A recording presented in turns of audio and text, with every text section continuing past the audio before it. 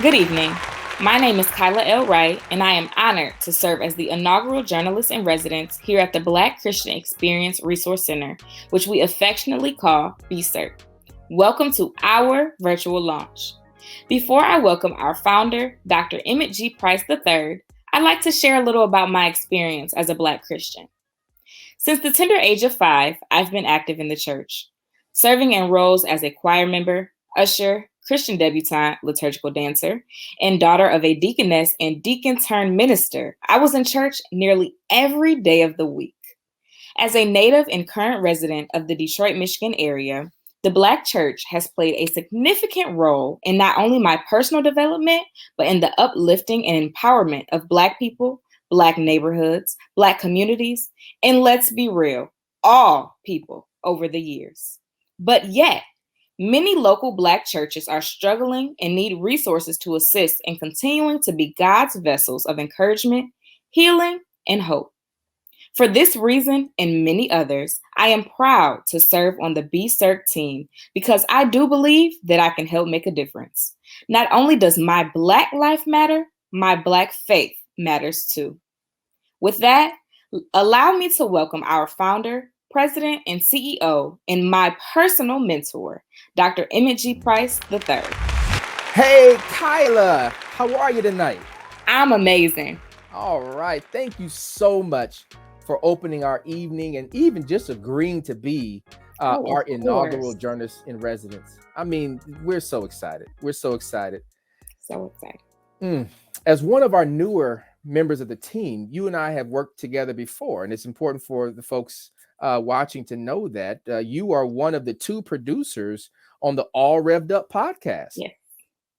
And so, you know, when Reverend Irene Monroe and I were looking to hire a second producer, and your resume flew by our eyes, and we looked at it, we were both like, ooh, we have to get her. She is absolutely amazing. And then when the idea of BCERC came around, I was like, ooh, I know exactly who we're going to bring on this team. And I need to tell folks, you are the first recipient of the Motown Rising Star Award through the Motown Museum's Educational Initiative. You are a 2018 Betty Endicott Journalism Award by the National Academy of Television Arts and Sciences. I mean, come on. And then 2019 graduate of the Hampton University. Come on, HBCU. And then 2020 graduate of Syracuse University with a master's in magazine, newspaper, and online journalism and a sports and media communications emphasis. And we don't stop there. Former ESPN Roden Fellow, NASA intern, and active participant in the National Association of Black Journalists. And then a member of not 1, not 2, but 3 collegiate honor societies, a former reporter for the Detroit Free Press. And then you've worked with ESPN's The Undefeated. You've been featured on C-SPAN. You studied at the Beijing Institute of Technology, and you've spoken on Capitol Hill. I mean, what? You took it back, Dr. Price. Well, since we're just going to read my whole resume to the world. But honestly, as a product of the Black church, I was fortunate to come from a loving family who taught me about Black excellence and inspired me and my brothers to be the very best we could be. And me being the only girl of my family, to be that Proverbs 31 woman. Amen. To be clothed with strength and dignity and laughing without fear of the future. My Christian roots and my many church activities I participated in growing up taught me time management, hustle, and the importance in having faith in everything that I do. And this allowed me to be blessed with the many accomplishments that you've named and so many more at such a young age. Amen. Hallelujah. Amen. Come on now. Take me to church now. Come on, let's go. Let's go. But this brings about yet another honor to be a part of the team that you yourself called together, handpicked, certified by the Lord to do this work. But let's talk about you for a minute and get the spotlight back off of me, because this is the day that the Lord has made. But we are going to talk about you. And we are going to talk about you. So So you are one of the hardest working brothers that I know. Professor, now dean, pastor of Community of Love Christian Fellowship, a church you planted almost a decade ago in the Austin neighborhood of Boston, founding president of the former Black Church Music Ministry Project. And again, we say that's not it. Founding executive of the Institute for the Study of the Black Christian Experience, and now founding president and CEO of the Black Christian Experience and Resource Center. I mean, this is just, it doesn't even touch the surface of your extensive resume.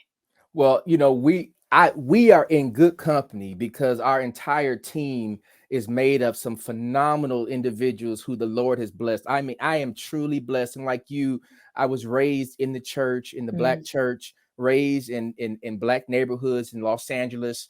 And the things that I learned, not just from my parents and not just from my pastors and the loving folks in those church, communities, was a sense of excellence.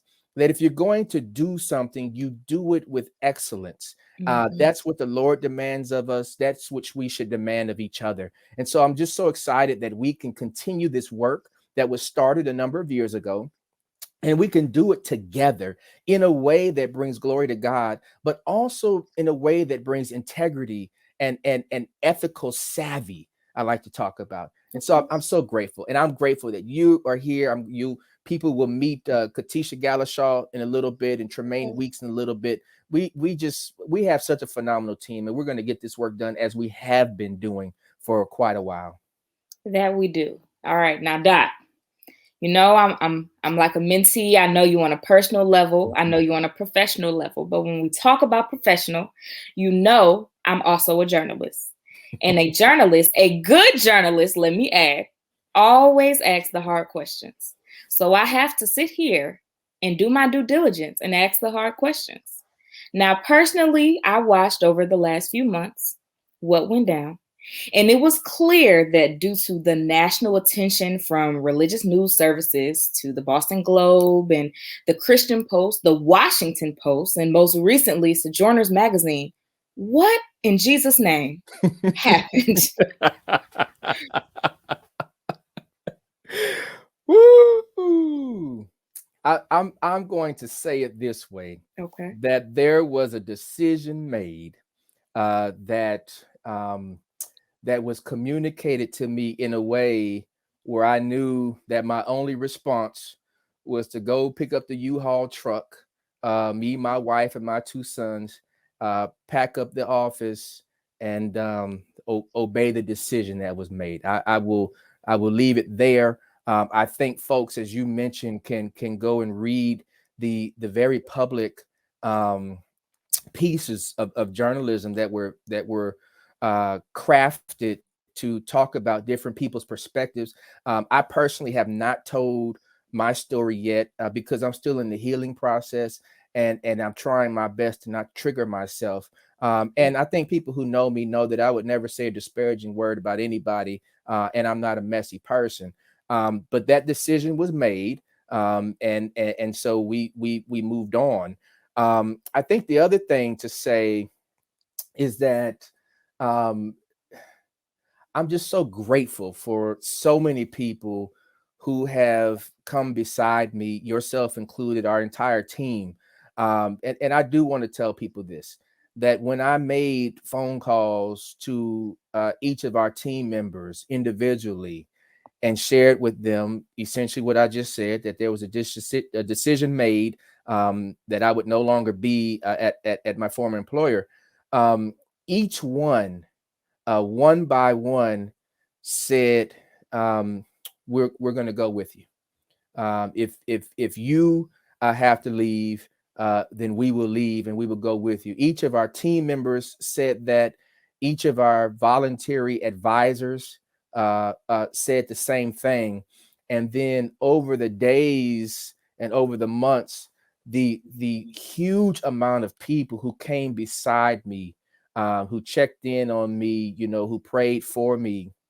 I'm so grateful for our church Community of Love Christian Fellowship. I sat myself down for an entire month.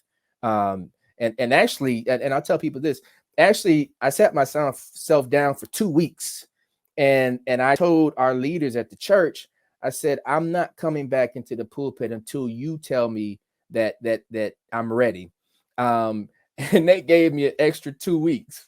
And I'm so Wow. grateful for folks who actually cared about me in this healing process. I received cards from all over the world. I received text messages and phone calls from all over the world. And just that level of support has really humbled me. For folks who really know what was going on, I'm actually just grateful to be here today. And I'm talking about in terms of my life. I'm grateful to be here. So what happened? I don't necessarily know what happened to lead up to the decision. All I can tell you is that a decision was made, and my wife and my two sons and I pulled up a U-Haul and packed up, my little collection here and, and brought it home. And then God was good. God has restored me. God has, in many ways rehabilitated me. Absolutely. God has given me such vitality. And then my new employer came, and within a couple of weeks, and we're doing work. But the other piece that happened too, and this is sometimes, in the Bible, you see that sometimes certain things have to die in order for new things to take life and take root. Mm-hmm. And Mm-hmm. in many ways, that situation, although I didn't, initiate it nor serve as a catalyst for it, what was there had to die for BCERC to come to life. Mm-hmm. And I'm so excited for what we're doing now. When I called one of the prominent young attorneys in the Boston area to help us to set up our organization and to help file the papers for 501c3 and all those things that you need to do. He came on board and took us on pro bono, built a team. And then as I called our former team and said, hey, you all said that you would follow me. Let me let you know what our new address is. And everybody came on board, which is why this evening is so important. Mm. When we talk about our launch, this is our launch to get back on the highway to do the work that God has created us to do. So I know that you're good. I think you're a great journalist. I don't know if you're gonna let me get away with this answer, but I'm gonna stop talking here, and we're gonna see what you do next. Now, look, it was a great answer. It was a lot. Now, the one thing that I want to know, because it's something that we don't talk about enough in the Black community and in the Black Christian community, is what did that look like? Like those steps of healing, that process. I know you said you're still going through that, but I think that's something that's really imperative for our audience to hear, because often we don't usually see the downs. That's one. We just see the ups in people's lives. So it's important for transparency, especially for you, being a man of the cloth, to really, kind of dig a little deep. Let us Yeah. know. No, I'm glad you asked this question. One of the things that my wife and I have always been transparent with our kids. So I have two sons, 18 and 16, Okay. and they experienced this. My wife experienced this as well. So part of me had to be not only honest and be humble, but I had to be transparent to help my sons uh, put words to what was going on. I mean, the most difficult thing for me, Kyla, to be honest with you, and I thank God that my parents are still alive. I had to call my parents and tell them that I got let go. Um, and Yeah. and of course they had many questions, and the majority of my answers were, I don't know. I don't know, right? I don't know. And then to just feel that love from my family, and for me to say, you know what, this hurts. All the work that we had been doing as a team, all the work that I had done, it hurt, it stings, Hmm. right? To be um, not only treated a certain way, but to leave so many open-ended questions that literally people began making up what could have happened. to lead to such a decision. So what I did was I've always lived my life very transparently. And I was so humbled when students and alumni began speaking up and began bearing witness to the work that I had done and to the work that our former organization that we built had done. And that began to give me hope. So as these news articles came out, and I wasn't involved in any of them. I mean, you've never seen me quoted in any of them. I didn't participate in any of that. But when they came out, I had to send them to my sons because, again, they experienced the trauma of the decision that was made. They experienced the trauma of having to help me box up, up my office and bring it home. And so what I needed to make sure they experienced also was the fact that there were so many people who were touched by the work that I had done. There were so many people, whether they were students, whether they're alumni, whether they were donors, whether they were benefactors to the work that we were doing. There were so many people who were touched by that. I needed my sons and my wife to see that as well.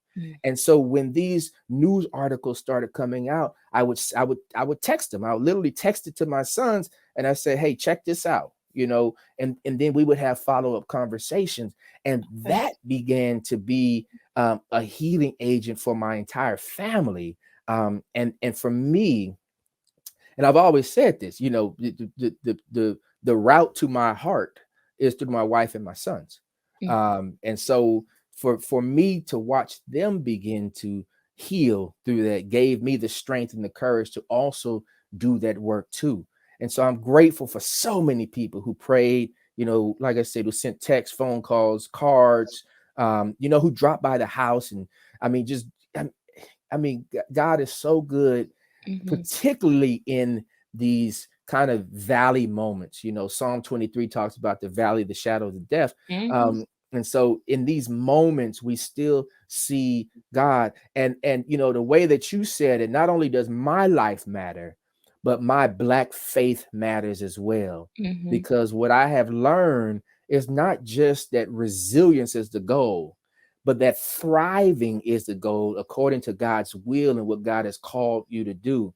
And so I reflect on a number of conversations that I've had years ago with one of my dear mentors, the Reverend Dr. Michael Haynes here in Boston.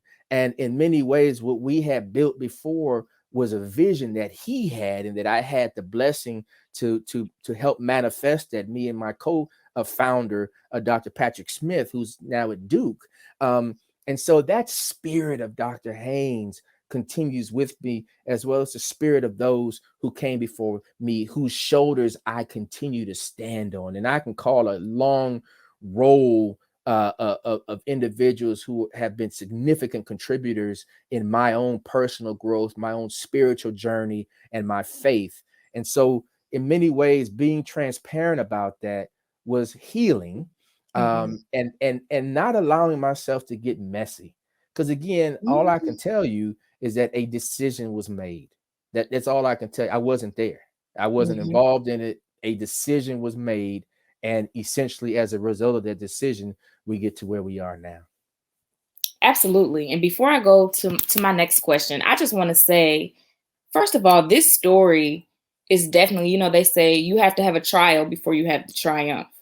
And to go through this trial, and like you said, seemingly like that death of that old position and the rebirth or the birth of this new position, oftentimes people say you find out your family members, your friends, you find out everybody's true colors at weddings and at funerals. And this was like a funeral. Yeah. And you really found out people's true colors, and people, they wrapped their arms around you. They showed that agape love that God talks about in the Bible. They were there for you when you needed them, when you needed that shoulder to lean on, that shoulder to cry on. They were there for you. And that just shows then transitioning the divine intervention that took place, because shortly thereafter, God made a way for something else to happen in your life. And that was nobody but him. And I often laugh when people say, oh, I was just lucky. Oh, well, it's just, that's just the way the tables turn, the cards fall. No. Yeah.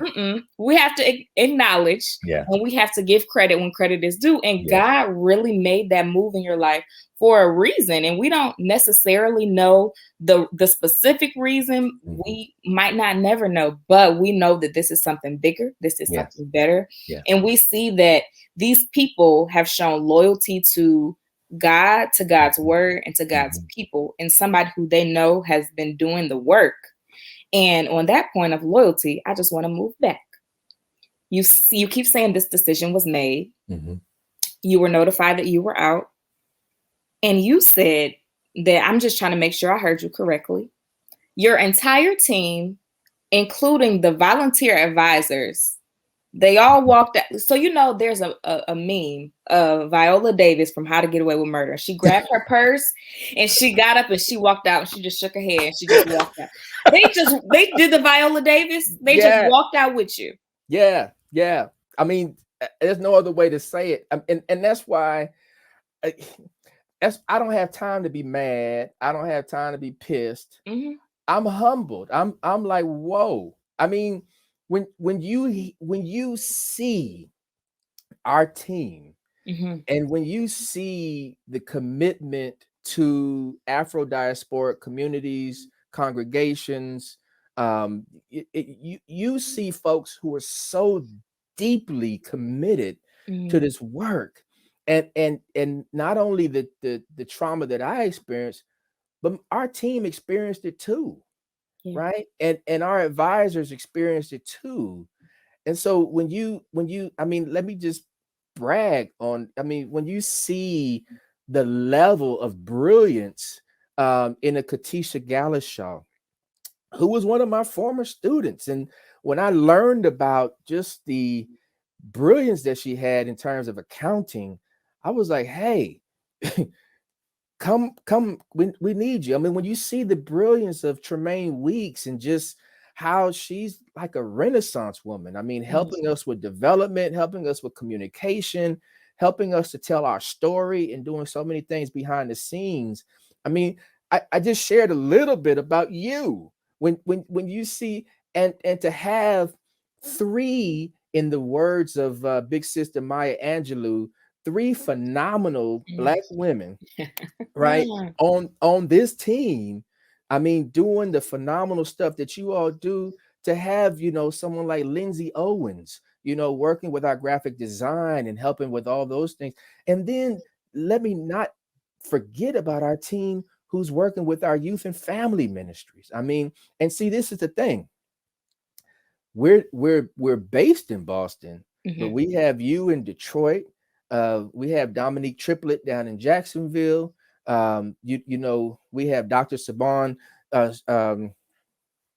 who's out in Springfield. I mean, all over.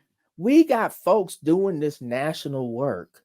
We have, friends who want to make sure that they invite us to do things with them. I mean, there's so many wonderful things that are going on that I can't even worry about, what happened and all of that kind of stuff, because I'm focused on what God is calling us to do. The future. Yeah. The future. Okay. But before we talk about the future, let's compare it a little bit to the past. So it was ISBCE. Okay. To BCERC. What's the difference? Because I know the people want to know. I want to know, so I know they want to know. I'm asking on behalf of them. Come on now. You representing the people here. Well, let me tell you what's the same. The same is a commitment to the Black Christian experience. I think there's something different about the Black Christian experience in the Black church. The Black Christian experience talks about the Afro-diasporic continuum from the African continent through the West Indies, Caribbean, into South and Central America, that Afro-Latinx experience that we forget, right? Bahia, Brazil, Peru, and different places where Blackness is still there. And then it comes into the United States and into, North America. What's different is that we are no longer bound by some of the strictures of our former employer. Okay. So we can be unapologetically and unashamedly and unabashedly who we are. We can clearly represent the communities from whence we come. We can tell the narratives and the stories of our ancestors, of those whose shoulders we stand on, and we can do it in a way where we bring our own brilliance without having to use what Toni Morrison would call the white gaze. So we Mm, don't have to recode, retranslate. We don't have to pass a litmus test to get approval by a mhm, different system that is not inherent to who we are. So we can be ourselves, we can be bold, we can be courageous, and we can be our own brilliant selves who are focused on excellence. And we can do it in a way that not only gives God glory, but makes our people proud. mm. I'm just gonna drop the mic on that. I don't have any follow-up questions. I'm just going to go on and move right on to my next question. You just evoked one of my favorite gospel songs. You just gonna break every chain, walk on off, and anyway. So for those who are interested, again, this is the people, this is not me. The people who want to learn more about BCERC and how they can be involved or what it means to you or how to support BCERC, Yeah. what do you say to them? Absolutely. I think the first thing, we invite your prayers. I think the most important partnership ever doing any kind of work that deals with kingdom, is prayer, right? That Mhm. that dialogue with God, right? Please, seek God's wisdom in what role God may have for you in this work. And the answer is yes. We need as many hands and feet. We need as many partners and collaborators. We need as many brain trusts, thought, partners. We need you. So please pray about that. I think the second thing is to really think about what does the Black church, and I'll use it here in this terminology, across the diaspora, what do we need? What resources do we need? Because that invitation to us to help develop resources gives us, in many ways, permission to engage in the work. Too many times people kind of just drop in as experts and then they start telling mama and them what y'all need to do and telling, Big Mama and Pawpaw and all of them, All right and, now. and these folks have been in church all of their lives and they know what they're doing. So our thing is, can we be invited into spaces and places where we can partner with you and collaborate with you to provide the resources that are needed? And so we invite people to really think about that and let us know. And you can let us know by visiting our website, the BCERC.org, as well as following us on social media, whether it's Facebook, Twitter, Instagram, YouTube, so that we can engage in conversations and we can engage in connecting with one another and being in community with one another. And the final thing, and in many ways, the most important, is for folks who feel led, partner with us in your financial giving. You can donate. You can become, a monthly contributor to the work that we're doing. We have learned to not be ashamed and afraid to ask for help, and so we invite folks to give. We invite you to give tonight. You'll hear from Tremaine Weeks shortly, who will let you know the 3 different ways that you can give. But I'm going to let you know 2 right now, because I don't want to ever pass up an opportunity to invite you to partner with us in those financial resources. You can go to our website, thebcerc.org, and there's a donate a tab in the top menu, and that'll take you to our secure portal where you can actually place your gift. The second way that you can give is that you can actually text a dollar amount to 84321, which will open up on your phone a quick self-guided process where you can actually process your gift there, or you can just absolutely go old school and send your check. And for those of you who are still using money orders, praise God, we'll take the money order too. But you can send that to BCERC, BCERC, at 30 Gordon Street, Gordon Street, in Boston, Massachusetts, 02111. 1 3 4. But the answer to your question is yes, yes, yes. We need you. We want to partner with you. We want to invite you to be a contributor. We need prayer warriors. This work is not for us to do by ourselves. And so, yes, we need all the help that we can get. Okay, beautifully said. So BCERC, so the BCE is the Black Christian Experience, but I feel like we haven't talked enough about the RC. Mm-hmm. So that's the Resource Center. Yeah. What are you envisioning when you are talking about these resources that will be available, and who are they available to? Is it scholars? Is it clergy? Is it the parishioners? Who? Give me some insight. Yeah, no, this is a beautiful question. I mean, as everything you've asked, I mean, you've already had ripped my heart open and you stitched it back together with your kindness. I mean, you are amazing. Let me just say that. Oh, thank Um, you. you know, all of our churches have a vault of knowledge in them, and all of our churches have the secret recipe for resilience. And the challenge is that there is an intergenerational transfer that is Mm, not happening. So our young people are not necessarily blossoming in churches as you or I were able to. And part of our work is to serve as a resource, as a partner with local congregations to help them to understand not only their role and their function, not only their resilience, but also to have a reinvigorated hope so that they don't lose their sense of commitment to the younger generation. And so, whether that is how do you develop a music ministry mm, where you have folks who are committed to hymns, and I love hymns, and then you have young people who seem to be focused on contemporary music, even though young people love hymns too. How do mm, we help prepare congregations to understand how to bridge that generational divide?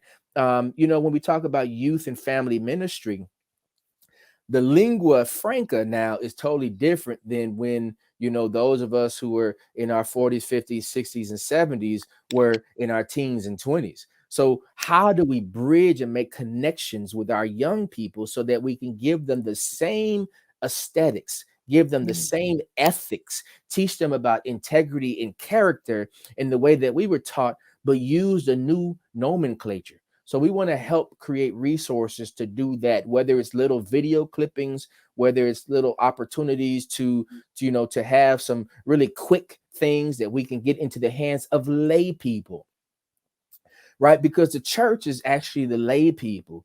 There mhm, are tons of resources for clergy, and we're not skipping on the clergy, but I think we need to create things for lay people and lay leaders, okay. right? So that we can take theological education and make it available to people who may not desire to do a master's program or a doctoral program, but Right. these folks who are sitting in congregations, they need resources. When I teach Bible study on Tuesday evenings, we have folks who would love to be able to sit there even longer than our 75 minutes and ask more questions and more questions. And these are beautiful children of God who Mm, want to know more about the Bible and how to apply that Bible teaching to not only ministry but also to their lives. And so we want to make sure that we have resources for individuals, whether they're short video clippings, whether they're 20-page handbooks, whether they're edited volumes written at a level, right? So we want to do that, but then we also want to do things like tell biblical stories through graphic novels and mm, make that available for some of our church folks so they can have that to use in their Sunday school modules and all those kind of things. And then also there are resources that we want to create for scholars so as we can aggregate some of our partners who are thought leaders in certain areas. We can actually bring them together, aggregate them together, do a symposium, and then do a publication as a result of that. And so there are various things that we can do in terms of seminars, in terms of clinics, right? Most seminaries don't teach you how to keep your church books. right? Most seminaries don't teach you how to balance a budget. So we want to make sure that we create those resources as well so that we can make sure that our churches not only survive, but they thrive. And then finally, I'll say this, that in this season of pandemic, in this season of COVID, conflated with this season of global awakening to the reality of racism via the vicious murder of George Floyd on May 25th, 2020, I think there's a certain role for those of us who have the expertise to really help in certain dialogues and conversations that are so deferred that they needed to happen last generation. And now certain congregations that don't necessarily look like us are willing and ready to engage in these conversations. Well, we need to have some facilitators.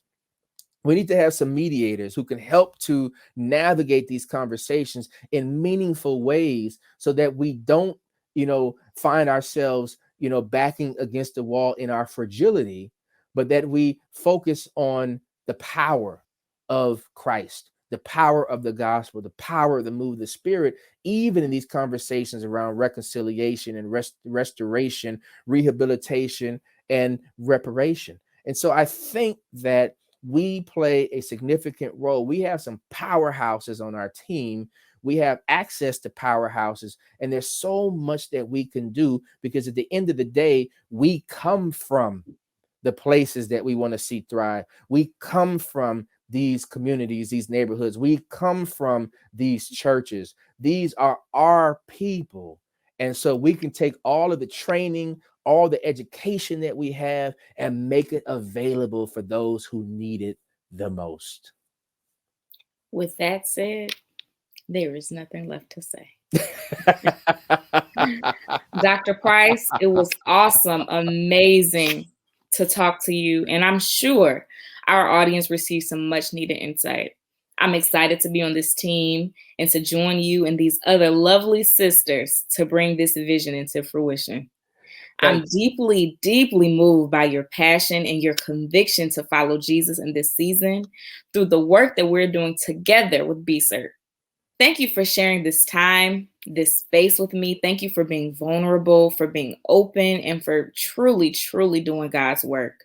Now, let us invite our Director of Finance and Operations, Katisha Galashaw, to share about some of the projects that we're working on. As the Director of Finance and Operations, I want to first thank each of you who have been praying for us over the past few months. Thank you as well to those who were quick to partner with us as donors. We are so grateful. A formal invitation to join in both of those areas will follow shortly. As a member of the previous team under the banner of our previous organization, I witnessed a passion to serve local churches like I had never seen before. Dr. Price was one of my seminary professors. In fact, I was recruited to the seminary through a program that he founded, which paid for half of my tuition. When Dr. Price learned of my many years as a forensic accountant and my desire to launch my own financial services company, Dr. Price invited me to serve as the CFO of our previous organization and now for BCERC. We did a lot of great work. Then and now I'm excited for what we're getting ready to do. Allow me to share. Here in Boston, we are so pleased to partner with the Emmanuel Gospel Center and a few other organizations on the Boston Black Church Vitality Project, known as BBCVP, under the exceptional leadership of our dear friend and former team member, Geronzi Harris. The BBCVP is the first large-scale project dedicated to understanding and chronicling the thriving of both the individual Black churches and the broader Black church community in Boston, and we are so pleased to be a part of it. Regionally, we are so excited to work with the Massachusetts Council of Churches in growing the Black Faith Network under the faithful leadership of Reverend Kenneth Young. Our goal is to bring Black clergy from across Massachusetts to advocate on statewide issues, share best practices, and to support and encourage one another. On a national scale, our team remains committed to our work with youth and family ministries.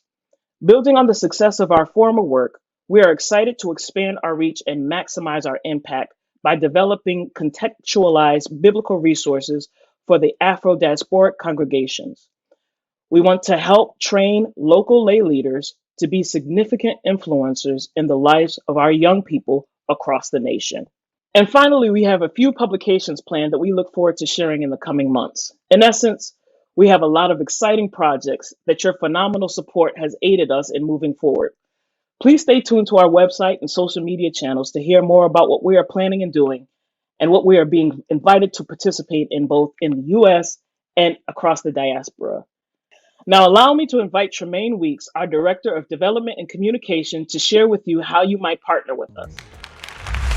Hello, and thank you for joining us as we celebrate the continuation of the much-needed work of empowering the global witness of the Black Christian experience.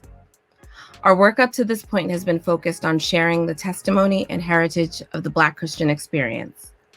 For me, that reminds me of the stones of memoriam that were collected in Joshua chapter 4, physical representations passed down through the ages as reminders of God's faithfulness. That same faithfulness has carried us to this point where we have the opportunity and privilege to embrace and share the richness of our heritage. It is with gratefulness that we undertake this new endeavor, continuing the work that God has called us to over the last 5 years and more.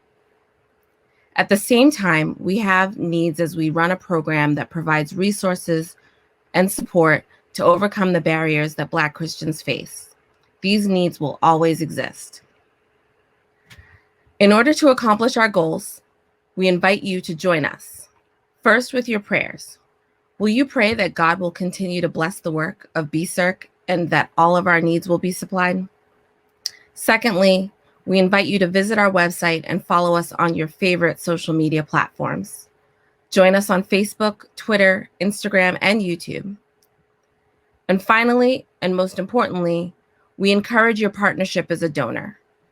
Please take a moment to partner with us now. Go to our website, thebcerc.org, and use the Donate tab in the top menu to go to our secure giving page. Or you can text any dollar amount to 84321 in order to make a gift. Once you send the text, a quick self-guided setup process will connect your phone to our secure mobile processing page. And finally, you can send a check to BCERC at 30 Gordon Street, Boston, Massachusetts, 02134. In the event that you're not ready to make a gift now, perhaps you might accept our invitation to pray about making a gift this fall on the Global Day of Giving, Giving Tuesday, which is Tuesday, November 30th. We treasure your continued partnership and are continuously grateful for your prayers, encouragement, and support. Your support becomes memorial stones in the story of the Black Christian Experience Resource Center and the support of Afro-diasporic congregations, communities, and leaders. Reminders that God has been faithful in the past, is faithful right now, and will be faithful in our future. On behalf of our board of directors, our advisors, and our leadership team, thank you. Thank you for your prayers. Thank you for your encouragement. And thank you for partnering with us to do the work that God has called us to accomplish in this season. Thank you so much for joining us this evening. We hope you are leaving this event full of inspiration, encouragement, and excitement to partner with us in the days ahead. God bless and good night.